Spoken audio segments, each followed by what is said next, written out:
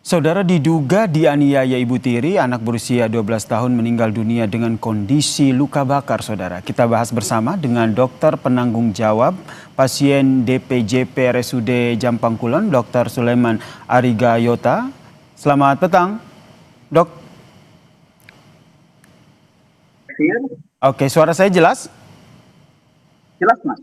Dokter, sebagai penanggung jawab pasien saat itu pertama kali tiba, kondisinya seperti apa, dok? Bisa diceritakan? Baik, Mas Yasir. Jadi benar bahwa pasien atas nama Nizam ini datang ke IGD Rumah Sakit Umum Daerah Jampang Kulon, di mana saat pertama sekali datang ke IGD, kita langsung ditangani oleh dokter triase untuk memilah apakah ini mengalami kegawat daruratan atau tidak. Ternyata kita menemukan kegawat daruratan, kemudian selanjutnya dilakukan pemeriksaan oleh dokter IGD. Setelah dari dokter IGD baru ke saya sebagai dokter spesialis anak untuk menjadi sebagai dokter penanggung jawab pasien. Benar, pasien ini saat datang ke IGD kita melakukan pemeriksaan dan melakukan anamnesa pemeriksaan terhadap pasien, kemudian menanyakan kondisi pasien kepada ibu dan bapak pasien yang datang saat itu mengantarkan pasien. Dari pemeriksaan memang kita menemukan keluhan utama yang disampaikan oleh keluarga adalah ada luka di tubuh pasien. Dari pemeriksaan yang kami dapatkan, memang kami temukan berbagai luka di beberapa posisi di tubuh pasien, mulai dari wajah, sekitar mata, hidung, kemudian di beberapa bagian di tubuh, kemudian di anggota gerak tangan dan kaki, di mana lukanya ini berbagai kondisi, ada yang sudah sedikit mengering, ada yang luka lebam, kemudian ada yang terkesan seperti luka bakar. Nah, termasuk ada luka bakar begitu ya? Karena informasinya korban ini meninggal akibat luka bakar yang derita begitu. Saya mau konfirmasi betul demikian atau ada luka lain yang mengakibatkan akhirnya korban meninggal dunia? Baik, Mas Yaskir. Jadi kita belum dapat menyimpulkan bahwa ini benar apakah luka bakar atau ada luka yang lain, karena dari pemeriksaan tidak sepenuhnya ini terkesan seperti luka bakar, tapi seperti yang tadi saya sampaikan bahwa di tubuh pasien ini ada beberapa luka dengan berbagai kondisi, jadi tidak bisa kita menyimpulkan bahwa ini murni sebagai luka bakar saja. Oke, sekalian juga saya mau konfirmasi informasi yang beredar bahwa kondisi paru-paru korban ini juga dalam kondisi yang memang sudah rusak akibat meminum air panas. Saya ingin konfirmasi betul demikian yang ditemukan. Ya, jadi saat kami melakukan triase untuk memilah kegawat daruratan pasien ini, justru kami menemukan kegawat daruratannya adalah gangguan di pola napas. Tetapi apakah gangguan pola napas ini disebabkan oleh luka-luka yang dialami pasien, tidak bisa langsung kita simpulkan. Jadi mungkin ada kondisi penyakit lain yang bisa menyebabkan kondisi napas pasien mengalami pola napas yang tidak adekuat atau tidak baik seperti itu. Jadi tindakan yang kami lakukan adalah penanganan untuk memberikan jalan napas yang terbaik. Jadi apakah ini suatu kondisi akibat meminum air panas belum bisa kita pastikan, begitu Mas Yasin. Yang jelas ada gangguan di pola nafas ya, menjadi salah satu penyebab begitu ya, akhirnya korban meninggal dunia. Ini bisa disimpulkan seperti itu atau apa hasil anamnesa ataupun kesimpulan dari dokter penyebab dari kematian korban? Mungkin untuk menyimpulkan langsung penyebab kematiannya kita tidak bisa memastikan, tetapi butuh pemeriksaan tingkat lanjut tentunya.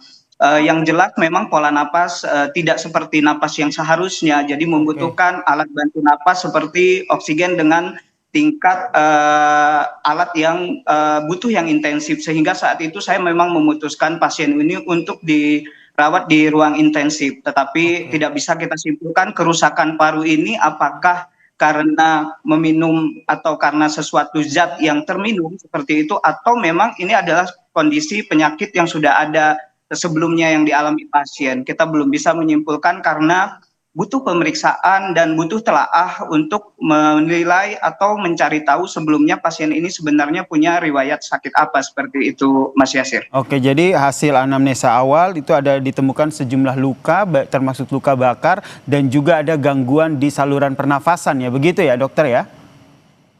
Untuk gangguan di saluran pernapasannya juga tidak bisa kita pastikan, yang jelas pola napasnya Pola terganggu nafasnya seperti itu. terganggu, ini beda hal ya, pola nafasnya terganggu. Ini apakah juga pada saat anamnesa awal ini juga diketahui sebenarnya korban ini memiliki penyakit bawaan atau seperti apa? Kalau kita langsung memastikan tentu belum bisa secepat itu Mas Yasir, masih butuh pemeriksaan tingkat lanjut seperti pemeriksaan radiologi, misalnya ada pemeriksaan ronsen, kemudian pemeriksaan laboratorium dasar, dan tentu pemeriksaan laboratorium tingkat lanjut seperti itu, dan itu belum sempat kita lakukan karena kita masih menangani kegawat daruratan saja. Andai kegawat daruratan telah terlewati, pasien sudah tenang, barulah kita melakukan pemeriksaan tingkat lanjut untuk mencari tahu sebenarnya penyebab kematiannya apa, seperti itu Mas Yasir. Ya, ini ingin saya dalami juga tentu adalah terkait dengan seperti apa begitu luka lebam maupun luka bakar yang diderita oleh korban. Ini yang masih akan saya tanyakan dok, tapi nanti akan kita bahas usai jeda, dan usai jeda saya juga akan mengajak Komisioner KPAI Ibu Diah Puspitarini untuk bergabung bersama kami untuk membahas terkait dengan kasus ini. Tetaplah bersama kami di Kompas Petang, saudara.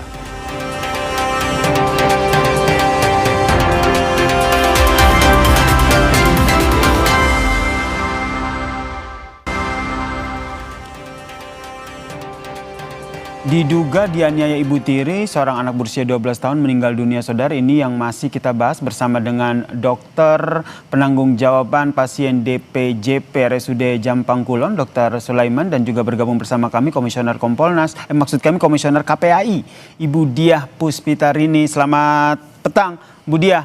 Saya ke Dr. Sulaiman dulu, dok. Pada saat korban datang, bisa tergambarkah bagaimana kondisi psikis korban, kemudian ia didamping oleh siapa saja?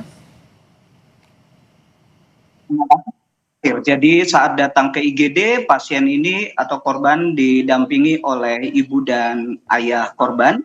Saat itu kondisi pasien memang terlihat mengalami gangguan napas, jadi untuk psikologis seperti agak terganggu, tetapi kita tidak bisa menyimpulkan ini apakah murni gangguan psikologis atau karena sedang menahan rasa sakit. Jadi terkesan memang sedikit ada permasalahan psikologis, tapi kesimpulan saya tidak bisa menyimpulkan ini murni mengalami gangguan psikologis atau memang karena sedang menahan rasa nyeri sehingga tidak mampu menjawab pertanyaan kita dengan baik. Seperti itu Mas Yasir. Yang mendampingi siapa saja saat itu terpantau? Saat di IGD yang mendampingi ibu dan ayah pasien, Mas Yasir. Ibu yang dimaksud ibu tiri, begitu ya? Iya, ibu tiri. Oke. Baik, saya ke Bu Diah. Bu Diah, tentu kita masih menunggu hasil penyelidikan dari polisi, otopsi juga hasilnya belum keluar. Tapi kemungkinan seperti apa yang dilakukan oleh Ibu Sambung terhadap seorang anak ini? Karena diduganya memang dia dianiaya oleh ibu tiri. Jadi yang pertama kami turut prihatin dan menyampaikan duka yang mendalam atas meninggalnya Ananda N yang tentu saja kita masih mencari tahu ya penyebab kematiannya. Namun yang jelas kalau kami melihat apakah ini ada kaitannya dengan KDRT ya. Dalam KDRT kekerasan dalam rumah tangga itu ada beberapa jenis. Kemudian kalau kami mensinyalir, kami juga berkomunikasi ya, mencoba berkomunikasi dengan pihak kepolisian Polres Sukabumi. Kami mensinyalir ini ada kaitan dengan filisida, Mas, yakni pembunuhan yang dilakukan oleh orang tua kepada anak, walaupun mungkin atas dasar ketidaksengajaan. Tetapi gejala ini atau mungkin statement ini kami ungkapkan karena kami melihat dari riwayat ya, riwayat si anak ini juga mengalami kekerasan berkali-kali oleh orang yang sama. Kemudian yang kedua, ayahnya pernah melaporkan ya. Tahun yang lalu atas dugaan kekerasan, dan sebenarnya kalau kita melihat foto-foto saja itu sudah bukti ya, salah satu bukti bagaimana si anak ini juga mengalami kekerasan yang terjadi di dalam rumah tangga. Namun Jadi melihat mohon dari maaf saya potong Mbak Dia, berarti dari KPAI sendiri sudah dapat informasi betul bahwa korban ini sebelumnya sudah mengalami penganiayaan dari orang yang sama? ya betul, kami mendapatkan informasi demikian, Mas. Oke, kemudian salah satu bukti yang akhirnya menyebut bahwa ibu tirinya atau ibu sambungnya yang menjadi yang diduga melakukan penganiayaan adalah video yang tersebar. Mungkin dokter dan juga Mbak Diah juga sudah melihat ketika ditanyakan siapa yang melakukan pemukulan secara terbata-bata dengan kondisi yang sakit. Begitu ironi begitu kita melihat video tersebut, ia menyebut sang ibunya lah melakukan kekerasan itu. Dari potongan video ini sejauh mana akhirnya polisi bisa menjadikan hal ini sebagai bukti awal? Ya, saya kira itu sudah salah satu alat bukti ya, karena kan pengakuan dari anak yang bersangkutan ya. Terus yang kedua, ini juga harus ditunjukkan dengan otopsi. Makanya tadi perlu saya menekankan kembali ya dokter dan juga kepada pihak yang berwajib, otopsi ini otopsi dalam. Ya, memang waktu untuk otopsi dalam agak lama, tetapi ingat, saya khawatir ini nanti juga agak waktunya agak lama ya dok. Jadi kami juga berharap ada apsifor yang diturunkan mas, asosiasi psikolog forensik. Untuk apa? Untuk menggali dan lebih jauh ya, kenapa si anak ini apa yang terjadi, dan ini juga bisa menjadi alat bukti yang kuat selain otopsi. Walaupun otopsi itu sebenarnya sudah alat bukti yang sangat kuat, dan video kemarin ya.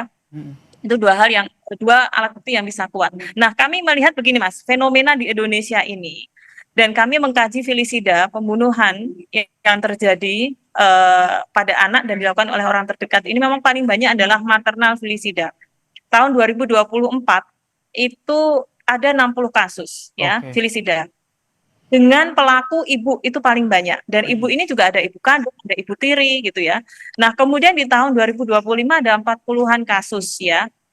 Ada datanya, kami punya datanya lengkap, by name by address juga. Tetapi menarik di kasus ini Mas Yasir, yang menarik di kasus ini, karena di kasus-kasus filisida itu biasanya anaknya ini usianya balita atau di bawah 6 tahun. Namun berbeda dengan kasus ini ya, anaknya sudah remaja begitu. Sehingga menjadi concern dari KPAI sendiri. Saya ke Dr. Sulaiman. Dr. Sulaiman, pada saat memeriksa atau melakukan anamnesa dengan korban, tentu berbincang begitu, menggali informasi. Saat itu adakah pertanyaan kepada korban, siapa yang melakukan, siapa yang membuat korban sehingga mendapatkan kondisi seperti itu? Ya, terima kasih Mas Yasir. Jadi kita dokter triase saat itu melakukan anamnesa, sempat menanyakan kenapa keluhan ini sempat terjadi. Sempat tersebut dari mulut korban bahwa sempat menyebutkan nama teman dan ibu, hanya sekedar seperti itu. Karena kondisi gawat darurat, jadi kami tidak mendalami anamnesanya, tetapi kami lebih terfokus kepada penanganan kegawat daruratan seperti itu Mas Yasir. Jadi tidak ada pertanyaan spesifik yang kami ajukan, kenapa kondisi luka-luka dialami itu disebabkan oleh apa, seperti itu Mas Yasir. Tapi tadi sempat bertanya ya, dan jawabannya ada secara tidak anak, teman dan juga ibunya begitu ya? Benar. Mbak Dia melihatnya bagaimana ini akhirnya nanti konstruksi hukumnya itu betul-betul jelas begitu, sehingga keadilan untuk almarhum bocah berusia 13 tahun ini ditegakkan? Ya, kalau saya begini, menyampaikan bahwa salah satu tugas KPAI adalah memastikan Undang-Undang Perlindungan Anak ya Mas ya. Dan kalau di dalam ini kan jelas sekali, mau dia anak ini meninggal atau tidak, tetap diterapkan tuntutan di pasal 75 junto 80C. Jadi 76C junto 80 ya. Pasal itu jelas bahwa ada penyebab kekerasan. Nah, kalau kemudian nanti ternyata proses hukum ini masih ini ya, ini kan sudah jelas anak sampai meninggal. Maka kami meminta tambahan ya, tuntutan dari pelanggaran Undang-Undang PKDRT, penghapusan kekerasan dalam rumah tangga. Sehingga apalagi kalau pelaku adalah orang terdekat, itu ditambah sepertiga hukuman Mas. Sepertiga jadi lebih tinggi begitu. Tetap mengawal kasus ini. Saya masih ke Dr. Sulaiman. Dr. Sulaiman, berarti keterangannya juga sudah dimintain oleh polisi terkait kasus ini? Sudah Mas Yasir. Dan yang ingin saya tanyakan juga, biasanya untuk luka lebam ataupun luka bakar begitu, dari pemeriksaan awal tuh bisa tergambarkan tidak ini karena apa begitu? Apakah karena ini kena pukulan benda tumpul atau karena kekerasan? Bisa tergambarkan atau bisa disimpulkan awal tidak, Dok?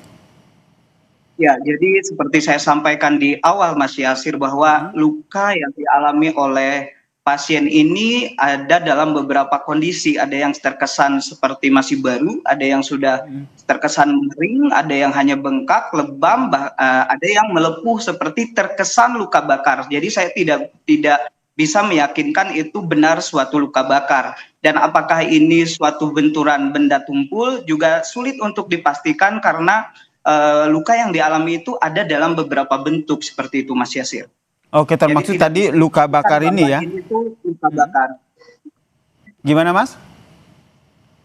Jadi kita tidak bisa menyimpulkan, kami tidak bisa menyimpulkan itu murni luka bakar seperti itu Mas Yasir. Masih harus butuh pemeriksaan tingkat lanjut untuk memastikan apakah ini benar suatu luka bakar atau karena luka traumatik benda tumpul seperti itu Mas Yasir. Bisa dipresentasikan lukanya seberapa banyak di bagian tubuhnya? Ada lebih dari 12 tempat di beberapa area tubuh, ada yang luka yang sudah terkesan sedikit mengering, berkeropeng begitu di sekitar mata kiri dan kanan, kemudian di hidung, di leher, kemudian di pundak, ada beberapa bagian di tangan dan kaki seperti itu Mas Yasir. Oke, ini bisa jadi mengkonfirmasi apa yang disampaikan oleh Bu Dia tadi, bahwa sebenarnya kekerasan yang dialami oleh korban ini sudah beberapa kali oleh orang yang sama. Bisa dikatakan begitu, Bu Dia?